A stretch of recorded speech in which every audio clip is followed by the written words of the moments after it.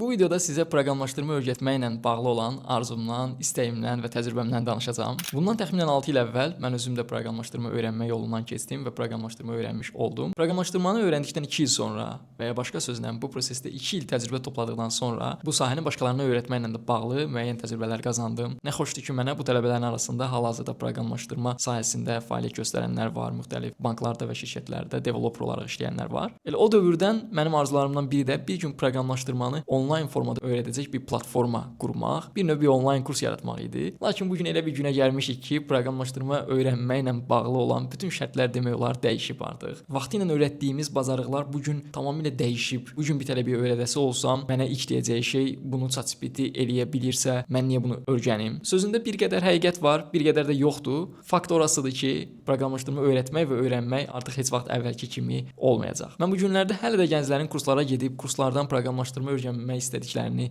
görürəm. Mənim öz təcrübəmə əsasən, öz gördüklərimə əsasən kursların əksəriyyətinin işləmə mexanizmi, idarə olunma mexanizmi onların burada çevik davrana bilməyinə imkan vermir və nəticə olaraq onların öyrətmə metodları hələ də keçmiş metodlarla qalıb. Mən bu gün proqramlaşdırma öyrənəsi olsam, kurslar yerinə daha çox onlayn resurslara, YouTube kimi resurslara, digər onlayn platformalara daha çox diqqət ayırardım. Eyni zamanda da bir mentorla paralel olaraq işləməyi daha üstün tutardım. Aranızda son illərdə proqramlaşdırma öyrənənlər varsa, təcrübələrinizi bölüşə bilərsiniz. Maraqlıdır.